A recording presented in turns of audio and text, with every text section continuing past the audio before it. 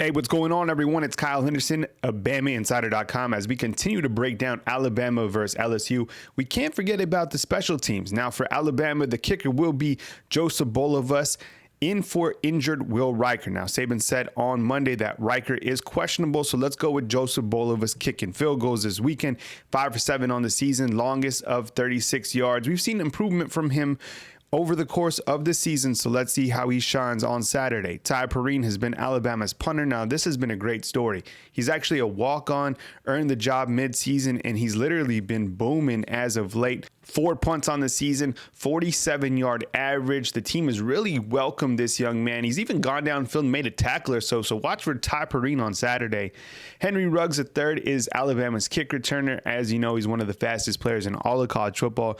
9 returns on the season, 215 yards. He doesn't get a ton of balls to return, but if he does, you know he's very dangerous. He's very explosive. All of Alabama's receivers are, but Henry Ruggs is the guy that returns kicks if Alabama does get a ball to return.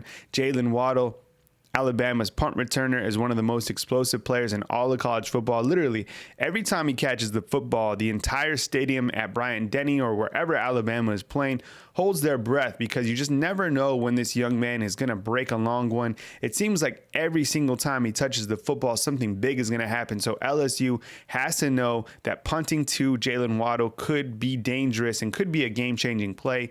Ali Kaho could be the X factor when you look at this game. Now, he's blocked 2 punts on the season. You got to know where he's at. He gets to the punter literally almost every single time. So 2 punts, he's actually recovered 1 in the end zone. When you talk about X factors in the special teams, watch for Ali Kaho to do something big.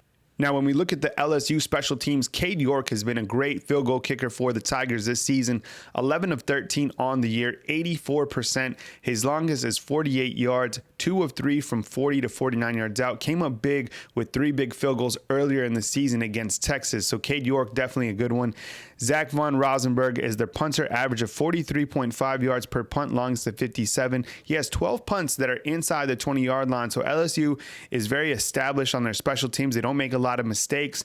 You look at Derek Stingley, who's their punt returner. And just like all teams in college football, LSU likes to put their best players, their best athletes back to return kicks and punts, and Derek Stingley being just a freshman, I think that speaks volumes about his athleticism. 13 punts on the season that he's returned 127 yards, which is a 9.7 average. And then LSU has that kick returner, Clyde Edwards-Helaire.